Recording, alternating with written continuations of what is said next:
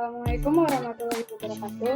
Hadirin dan peserta yang kami hormati, sebagaimana telah diumumkan, pada webinar kali ini kami mengambil tema yaitu menjaga kesehatan mental saat pandemi. Saya, Alia Anggi Nisrina, sebagai host akan menjelaskan beberapa peraturan yang berlaku selama webinar berlangsung. Pertama, selama presenter menjelaskan materi, peserta diwajibkan untuk mematikannya. Kedua, peserta disarankan untuk menyalakan kamera. Ketiga, sesi tanya jawab dimulai setelah presenter selesai menjelaskan materi. Dan yang terakhir, jika ingin mengajukan pertanyaan, peserta wajib menekan tombol raise hand di interaction dan dapat menyalakan mic saat diizinkan. Selanjutnya, kepada moderator, waktu dan tempat dipersilakan. Terima kasih kepada host. Assalamualaikum warahmatullahi wabarakatuh. Pertama-tama, marilah kita panjatkan puji serta syukur kepada Allah Subhanahu wa Ta'ala karena telah memberikan rahmat, kesehatan, dan keselamatan sehingga kita dapat berkumpul di room kali ini. Selamat pagi semua para partisipan yang telah hadir dalam meeting ini. Langsung saja kita mulai acara hari ini. Kepada yang terhormat, pada Ibu Rini Komalasari selaku wali kelas 11 IPS Unggulan 2. Selanjutnya yang terhormat kepada Ibu Nuraini selaku instruktur kelas 11 IPS Unggulan 2. Dan yang terhormat seluruh partisipan yang ada di acara room ini. Selamat datang di acara Virtual Coordinator Training. Pada pertemuan kali ini akan ada penyampaian materi mengenai menjaga kesehatan mental saat pandemi yang akan disampaikan oleh presenter kita. Perkenalkan, nama saya Muhammad Yusnul Ma'arif dari kelompok 1 yang akan menjadi moderator pada acara kali ini. Penyampaian materi akan disampaikan oleh presenter kita, yaitu Saudara Tania Farisa. Adapun acara rangkaian yang akan kita lewati adalah sesi pembukaan, sesi penyajian materi, sesi tanya jawab, dan terakhir adalah sesi penutup. Langsung saja kita membuka acara kali ini dengan membaca basmalah. Bismillahirrahmanirrahim. Selanjutnya saya persilakan kepada Saudara Tania Farisa untuk menyampaikan materi kali ini. Ya, terima kasih kepada Husnul selaku moderator yang telah mempersilahkan saya. Ya, boleh Alia di-share PPT-nya. Ya, sudah muncul, sudah terlihat PPT-nya di screen? Sudah. Oke, ya. Perkenalkan kembali, saya Tania Karisa selaku presenter. Kali ini saya akan membawa tema dengan bahasan menjaga kesehatan mental di masa pandemi. Ya, boleh di next slide Alia. Ya, pandemi COVID-19 merupakan sebuah krisis global yang bukan hanya mengancam kesehatan secara fisik, namun juga secara mental. Begitu banyak berita buruk yang diterima, membuat masyarakat cemas akan hidup mereka sendiri, keluarga, teman terdekat, dan bahkan lingkungan sekitarnya. Kecemasan berlebihan pada masa karantina dapat meningkatkan risiko ansietas, depresi, hingga gejala stres pasca trauma. Ya, menurut Perhimpunan Dokter Spesialis Kedokteran Jiwa Indonesia (PSDKJI), tercatat dari 4.010 hasil swab periksa yang sudah berjalan 5 bulan di Indonesia ini, 64,8%-nya diantaranya mengalami masalah psikologis. Jadi next slide, Alia.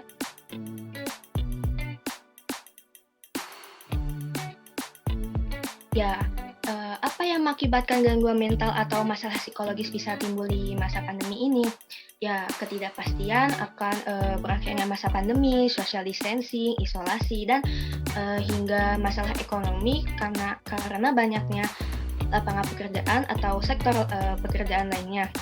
Memberlakukan work from home, pemotongan gaji, bahkan PHK mengakibatkan kecemasan berlebih atau pikiran atau perasaan-perasaan negatif dirasakan oleh masyarakat. Nah, seperti apa sih bentuk atau gejala stres yang timbul atau muncul di masa pandemi ini? Ya, boleh di next slide Alia.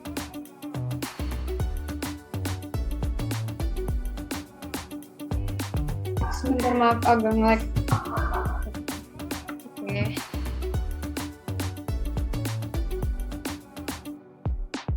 sambil menunggu PowerPoint-nya yang lagi sinyalnya, lebih pemberitahuan kepada para partisipan untuk mengisi link absensi terlebih dahulu. Terima kasih. Ya, ini dia nih bentuk-bentuk atau gejala stres yang muncul di masa pandemi sekarang, di masa pandemi COVID-19 ya. Pertama ada kekhawatiran dan kecemasan mengenai kesehatan diri sendiri dan orang-orang terdekat. Ya, atau bisa dikatakan juga overthinking ya, memaksakan otak dan batin kita untuk memikirkan seperti apakah kita bisa melewati kondisi seperti ini, bagaimana ke depannya, dan apakah orang-orang terdekat atau orang yang kita sayang ini bisa menghadapi juga, begitu ya. Nah, yang kedua ada perubahan pola tidur dan pola makan, seperti berubahnya jam tidur yang biasanya normal ya, cukup, sehat, dan sekarang ini jadi ada yang kurang jam tidur atau mungkin jadi lebih. Terus juga untuk pola makan juga yang mungkin asalnya sehat dan seimbang jadi seperti berlebihan ya dari porsi normalnya atau mungkin kurang dari porsi normalnya gitu. Yang ketiga ada sulit tidur dan konsentrasi. Keempat, perburukan masalah kesehatan kronis. 5, perburukan kondisi kesehatan mental. Yang keenam, meningkatkan penyalahgunaan tembakau, alkohol maupun obat-obatan terlarang lainnya ya. Untuk yang terakhir ini saya banyak melihat ya, banyak menemukan orang-orang yang menggunakan tembakau, alkohol atau obat-obatan terlarang ini secara berlebihan beralasan ingin menghilangkan masalah, emosi, stres. Padahal menurut saya pribadi untuk penggunaan hal-hal ini untuk menghilangkan masalah sebenarnya agak kurang tepat ya.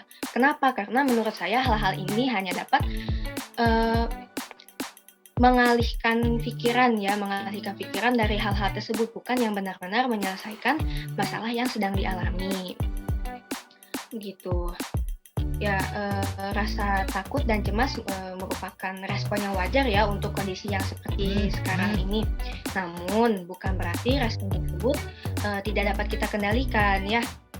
Mengendalikan rasa stres dengan cara yang lebih sehat, dengan cara-cara sehat dapat membantu kita menjalani masa sulit ini dengan lebih baik. Nah, boleh di next slide kali ya. Nah, berikut ini ada hal-hal yang dapat kita lakukan untuk menjaga kesehatan di masa pandemi. Ya, yang pertama ada menjaga komunikasi dengan keluarga dan orang-orang terdekat ya. Selama melakukan social distancing sekarang ini, kita dapat memanfaatkan teknologi yang ada. Seperti sekarang kan sudah banyak aplikasi-aplikasi yang kita bisa gunakan dengan untuk saling komunikasi ya, seperti ada fitur untuk voice call, online chat, video call ya. Yang kedua ada bijak dalam menerima informasi mengenai COVID-19. Ya, dapatkan informasi seputar pandemi COVID-19 ini dari sumber-sumber yang kredibel atau terpercaya ya, seperti WHO ya contohnya, World Health Organization ya. Dan juga batasi rasa khawatir dan cemas dengan mengurangi paparan informasi-informasi yang tidak perlu kita terima atau tidak perlu kita baca ya. Nah, walaupun baik ya untuk kita menerima berbagai informasi, namun terlalu banyak menerima pun agak kurang baik ya. Berpengaruh juga mempengaruhi kesehatan mental kita. Yang ketiga, melakukan aktivitas yang disenangi atau disebut juga hobi ya. Dengan keadaan yang seperti ini kita harus melakukan banyak hal dengan di waktu kosong ini ya, karena kan seperti yang kita tahu karena social distancing dengan kurun waktu yang lama ini kita jadi memiliki banyak waktu kosong ya. Nah, untuk mengisi waktu kosong ini kita isi dengan hobi-hobi atau dengan aktivitas yang kita senangi. Yang keempat ada self talk ya. Dilansir dari Healthline, self talk adalah dialog internal pada diri sendiri yang dipengaruhi oleh pikiran bawah sadar kita dengan mengungkapkan pikiran, pertanyaan serta gagasan yang diucapkan dalam hati atau disuarakan secara lantang sehingga sehingga menjadi sugesti bagi diri sendiri ya. Yang kelima ada merencanakan dan menjalani gaya hidup sehat ya. Seperti peribahasa Latin mens sana in corpore sano, yang berarti jiwa yang sehat terdapat di tubuh yang sehat ya. Usahakan untuk mengonsumsi makanan sehat seimbang, olahraga teratur, dan tidur yang cukup.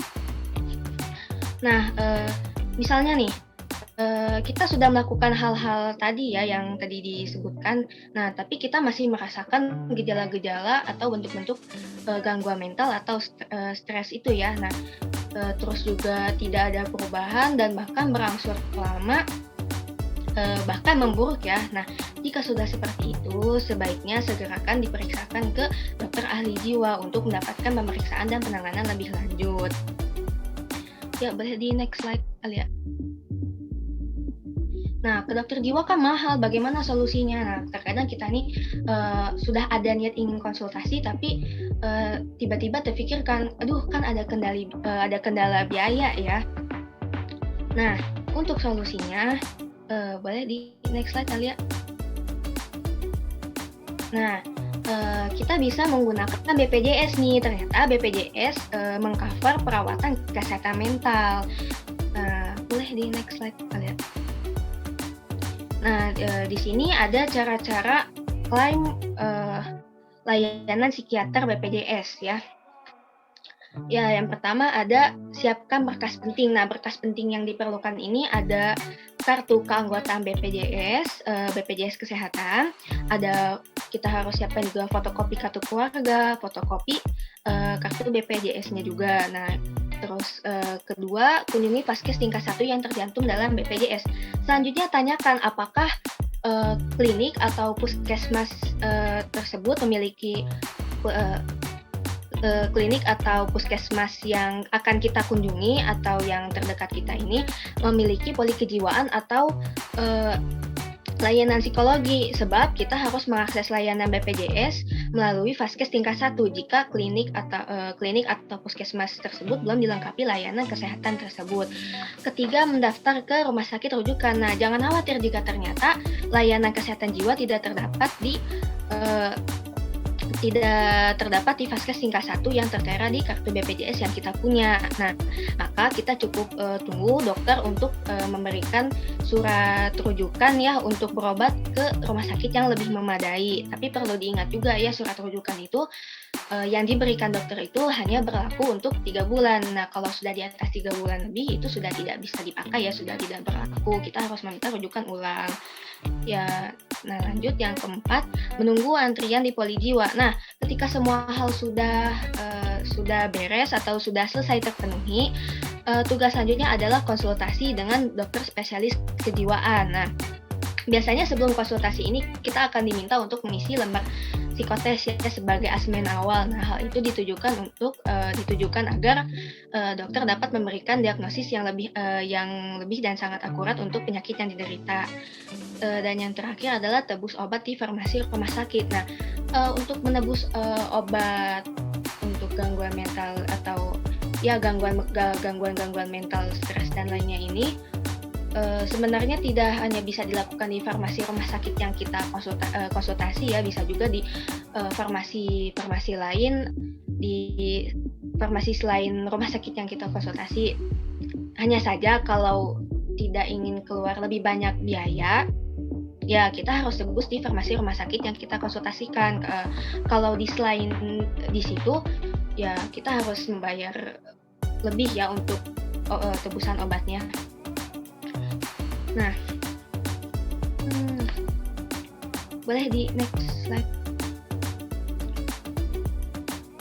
Nah, misal saya terlalu malu dan bingung untuk konsultasi dan menemui dokter secara langsung. Kadang kita juga kalau untuk konsultasi langsung ke dokter ya, datang langsung ke rumah sakitnya atau kliniknya ini merasa malu karena kita harus cerita langsung dengan orang lain ya, mungkin walaupun kita cerita dengan orang yang profesional mungkin, tapi tetap aja ya kadang ada rasa-rasa kayak aduh malu gitu, atau bingung nanti kalau udah sampai di rumah sakit saya harus apa, registrasinya bagaimana, daftarnya bagaimana ya. Boleh di next slide. Nah, untuk mengatasi rasa malu atau bingung itu, sekarang ini sudah banyak aplikasi-aplikasi kesehatan yang sudah ada fitur untuk konsultasi dengan psikolog ya. Nah, di sini saya ada akan menjelaskan sesuai dengan apa yang saya ketahui mengenai 3 aplikasi atau website ini ya.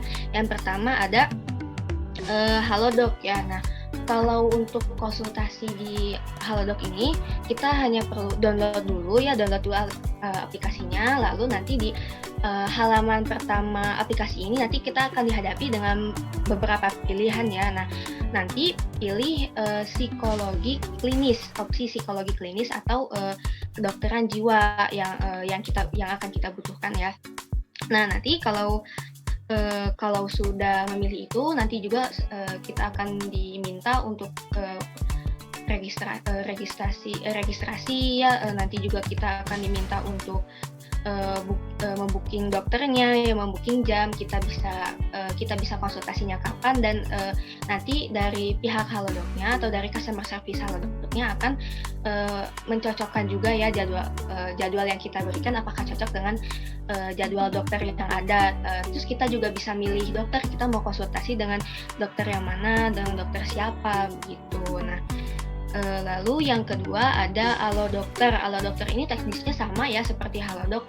Nanti kita akan diperlihatkan profil-profil dokternya seperti dokter itu kerja di rumah sakit apa, dari domisili mana, begitu, berapa banyak pasien yang sudah ditangani di aplikasi atau website Alodokternya. Nah, begitu. Lalu yang terakhir, yang ketiga ada Kli. Nah, kalau Kli ini tidak seperti Alodokter dan Halodoc ya, yang memiliki aplikasi atau website sendiri untuk konsultasi. Kalau Kli ini via WhatsApp ya konsultasinya. Nah, sebelum konsultasi kita akan diminta untuk registrasi dulu. Nah, registrasinya juga sama melalui via WhatsApp. Nah, untuk nomor WhatsApp-nya sudah tertera ya di bio Instagramnya. Nama Instagramnya @kli.id. Nah, nanti kalau sekiranya agak segan ya mengawali chat untuk registrasi ke nomor WhatsApp-nya, tenang saja, karena yang akan menjawab chat-chat awal kita atau ya yang memandu kita untuk registrasi nanti itu bot chat dari customer service yang ada di Kli itu. Nah, nanti untuk registrasi kita akan dibantu untuk booking jam konsultasi, pembayaran, dan juga untuk kita juga bisa request dokter ya, kita mau dengan dokter siapa konsultasinya. Ya, begitu. Ya, boleh di next slide. Nah, ya mungkin ini ya sesi-sesi terakhir ya, waktu-waktu terakhir. Jadi kesehatan mental yang baik adalah kondisi ketika batin kita berada dalam keadaan tentram dan tenang, sehingga memungkinkan kita untuk menikmati kehidupan sehari-hari dan menghargai orang sekitar dan menjalin hubungan yang baik dengan orang-orang terdekat atau orang-orang sekitar kita, begitu. Ya, boleh. Ya, terima kasih atas perhatiannya. Mohon maaf apabila ada salah kata. Kepada moderator, mungkin saya kembalikan waktu dan tempatnya ya, dipersilahkan. Baik, kita telah mendengarkan pemaparan materi yang luar biasa dari presenter kita. Selanjutnya, mari kita lanjutkan ke sesi berikutnya, yaitu sesi tanya-jawab.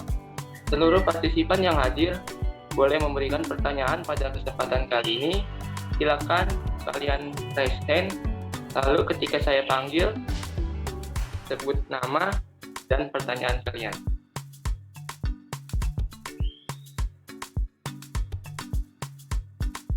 Pada seluruh partisipan boleh memberikan pertanyaannya, silakan raise hand terlebih dahulu.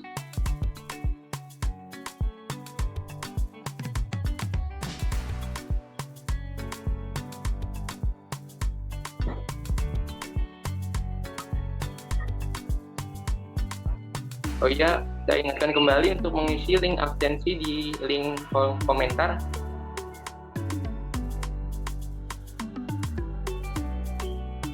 Ya, kepada saudara Angel, silakan mengajukan pertanyaannya. Assalamualaikum warahmatullahi wabarakatuh. Perkenalkan, nama saya Angelika Gita Permeswari. Saya ingin bertanya, buat konsultasi yang di aplikasi kayak gitu itu bayar atau enggak? Sama kena rate-nya itu berapa? Terima kasih.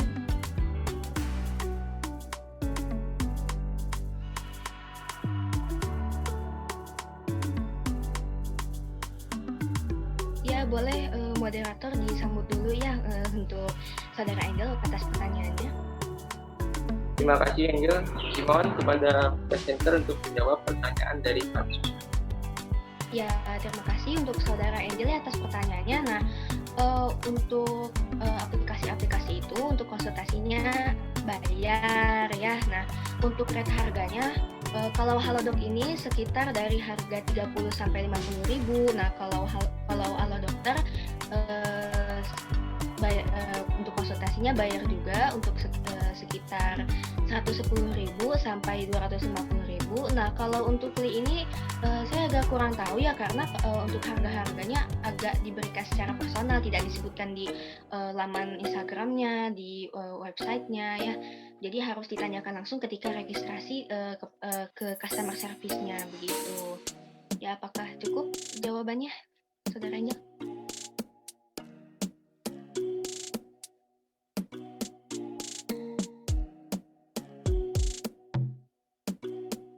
Ya, baik. Selanjutnya ada pertanyaan dari Saudara Yasmin. Dipersilakan Saudara Yasmin untuk menyampaikan pertanyaannya. Ya, nama saya Yasmina Zahra. Pertanyaan saya, tadi kan dikasih tahu ya, ancaman kesehatan mental itu salah satunya menerima berita buruk dari sekitar. Ada contoh lain nggak dari ancaman kesehatan mental? Baik, kepada presenter mohon untuk menjawab pertanyaan dari saudaranya. Ya, terima kasih untuk Yasmin ya atas pertanyaan atas pertanyaannya ya. Nah, contoh lain selain berita buruk yang diterima yang dapat mengganggu kesehatan mental atau yang dapat menimbulkan gangguan mental itu stigma yang diterima oleh pasien COVID-19 atau bahkan mantan pasien COVID-19 atau dan stigma itu dapat ditujukan dan dapat dirasakan juga oleh tenaga kesehatan yang menangani COVID-19 ini. Stigma itu apa sih? Stigma itu tidak diterimanya seseorang dalam suatu kelompok yang dipercaya seseorang itu melawan norma yang ada. Nah, stigma seperti apa sih kalau yang diterima oleh pasien COVID-19? Stigmanya itu contohnya seperti misal kita sedang papasan nih dengan si pasien COVID-19-nya atau mantan yang pasien COVID-19 atau yang sudah pernah terpapar corona tapi sudah sembuh ya. Misal kita sedang papasan dengan mereka, lalu kita memberikan reaksi atau respon seperti jijik deh deket-deket orang yang pernah terkena virus gitu atau yang sedang terkena virus. Nah, stigma yang seperti itu dapat mempengaruhi kesehatan mental dari pasien COVID tersebut ya, atau orang yang pernah terpapar corona atau COVID-19 itu, atau juga untuk tenaga kesehatan juga bisa terkena ya kalau dikenakan stigma seperti itu, seperti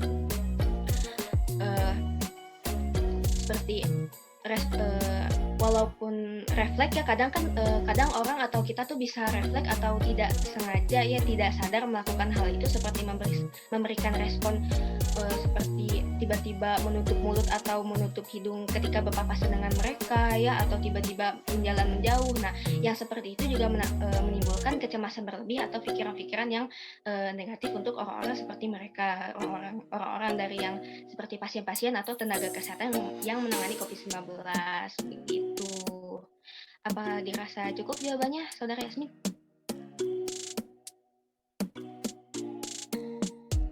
Cukup. Terima kasih. Oke. Ya, baik, selanjutnya ada pertanyaan lagi dari Saudara Alvin. Dimohon Saudara Alvin untuk menyampaikan pendapatnya. Pertanyaannya, maaf.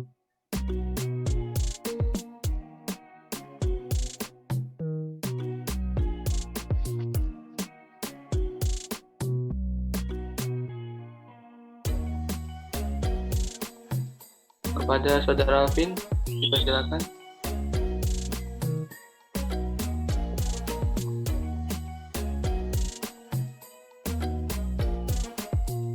Oh, ternyata Saudara Alvin sudah live dari room ini. Baik, selanjutnya apakah ada pertanyaan lagi?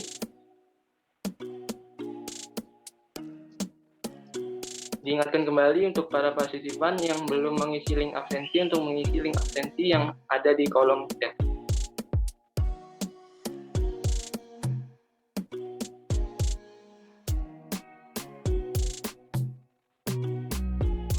Baik, jika tidak ada pertanyaan lagi,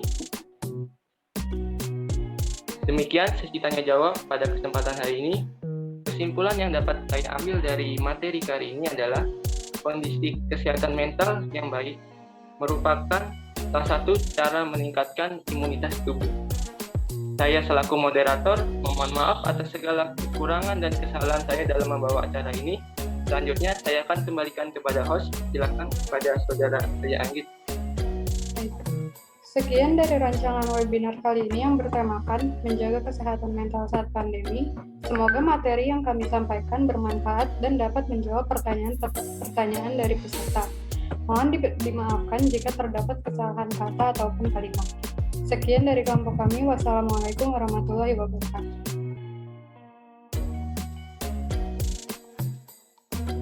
Waalaikumsalam warahmatullahi wabarakatuh. Baik, untuk penantangan, marilah kita berfoto terlebih dahulu. 1, 2, 3. Baik, 1, 2, 3. Terima kasih.